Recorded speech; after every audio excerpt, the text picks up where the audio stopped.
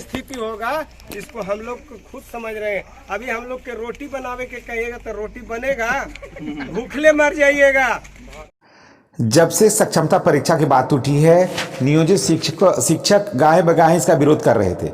अब जब सरकार का परिवर्तन हो गया, सत्ता परिवर्तन हो गया, यानी बीजेपी जब नीतीश कुमार के साथ हो गई है, तो अब जो है शिक्षकों का मनोबल है जो थोड़ा बढ़ गया है। जी हाँ, यही कारण है कि शिक्षक अब हर जगह विरोध कर रहे हैं, क्योंकि उनको पता है कि बीजेपी उनकी बात को मानेगी। अब बीजेपी को शिक्षकों की भी जरूरत है। अब आपको मैं बता दूं कि 12 तारीख के बाद से के पाठक के ऊपर एक्शन लिया जाएगा। पहला एक्शन जैसे ही सरकार बहुमत साबित कर लेगी, उसके बाद सबसे पहला एक्शन के पाठक के ऊपर लगेगा और हो सकता है कि के पाठक को ये पद छोड़ना पड़ेगा।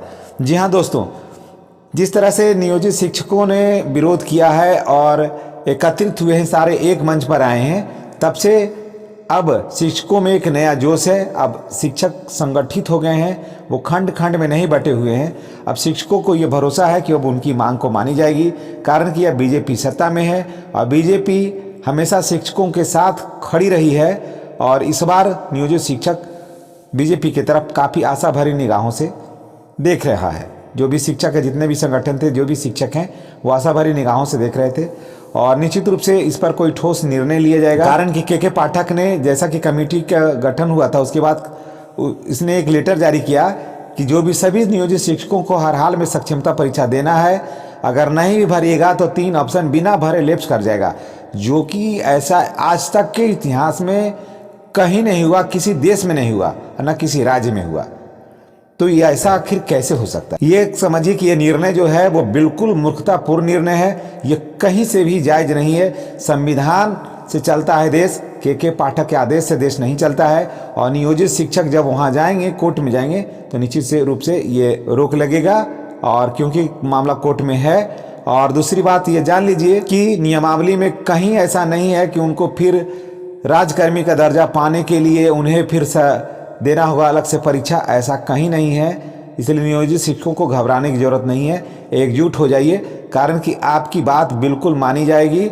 आपका अन्य जिला में ट्रांसफ़र नहीं होगा, आप अपने ही जिला में रहेंगे और आपसे ऐच्छिक प्रखंड मांगा जाएगा, ऐच्छिक जिला नहीं मांगा जाएगा, और आपकी बात को बिल्कुल सुना जाएगा।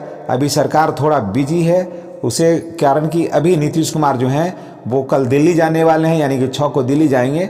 उसके बाद फिर वो उधर से आएंगे लगभग 8 तारीख को, तो फिर उनको बहुमत साबित करना होगा।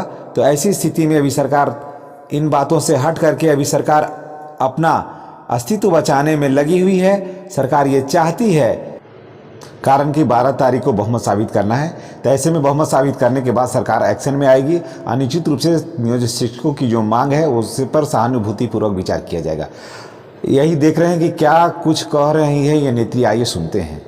किसी शिक्षक से पढ़ करके आए हैं, शिक्षक से जो शिक्षक का सम्मान नहीं कर सकता है उसका सर्वनाश निश्चित है। लेकिन और हम शिक्षक लोग अपनी एकता दिखाएंगे, जरूर दिखाएंगे। हमारी महिला शक्ति शिक्षिका भी लोग भी आएगी और 13 तारीख को हम विधानसभा का घेराव करेंगे और हम अपनी ताकत का प्रदर्शन करके नीतीश सरकार को झुकने पर हम मजबूर करेंगे। पूरे बिहार में इस तरह का माहौल है, तो कोई भी सरकार नहीं चाहेगी कि इतने बड़े पैमाने पर जो कर्मचारी है उनके अगेंस्ट हो जाए, कारण कि इन्हीं शिक्षकों को चुनाव में भी जाना है, चुनाव करवाना भी है, ये वोटर भी हैं। तो कोई भी सरकार इनसे ज़्यादा पंगा नहीं लेना चाहेगी। और सक्षमता परीक्षा तो देने के लिए टीचर अब तैयार भी हैं, लेकिन उनका एक ही कहना है कि ऐच्छिक स्थानांतरण हो, अपने जिला में हो और अपने जिला के किसी प्रखंड को मांगा जाए, या फिर दूसरे जिला के जो शिक्षक हैं वो जाना चाहें तो दूसरे जिला में जाएं, या दूसरा जिला का ऑप्शन भी है तो उसमें प्रखंड का चयन किया जाए कि अमुक प्रखंड में हमें भेजा जाए। ये नहीं कि जहां का मन तहां भेज दिया जाए, ताकि नियोजित शिक्षकों को काफ़ी कठिनाई हो। इन्हीं बातों के साथ हम आपसे विदा लेते हैं और इस समाचार के साथ कि के पाठक की विदाई मानिए कि लगभग अब तय है। इन्हीं बातों के साथ हम आपसे विदा लेते हैं। अगले वीडियो में आपसे पुनः मुलाकात होगी। आप अपने स्वास्थ्य का ख्याल रखें। धन्यवाद। नीतीश कुमार होश में आओ, पंटू चचा होश में आओ, कुर्सी चोर होश में आओ, गद्दी छोड़।